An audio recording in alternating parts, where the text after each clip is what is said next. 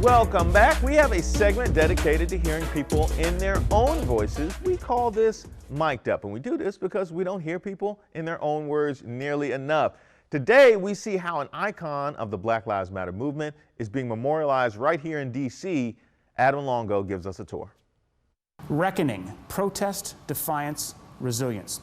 What I'm walking you through here is a brand new art exhibition that's just opened at the National Museum of African American History and Culture to highlight the Black Lives Matter movement, social protest, and the search for equality and freedom.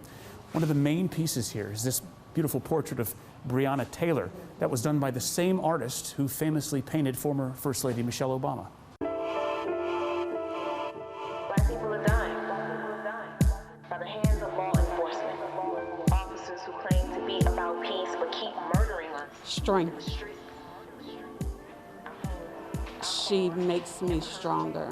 When I think of her, when I hear somebody says her name, Breonna Taylor, it just makes me realize how blessed I am.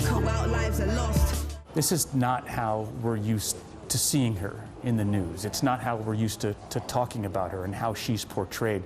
To see her in a different light. She's a beautiful black woman.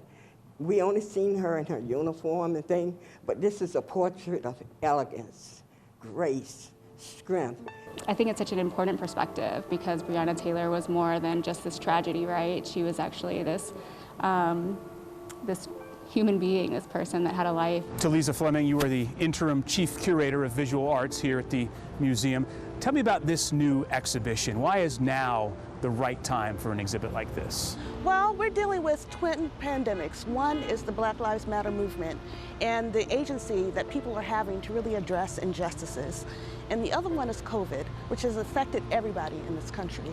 And one of the things that we wanted to do was talk about how African American artists over the past 100 years have used their craft to protest, to defy, to show resilience in our culture and in our history. Absolutely amazing.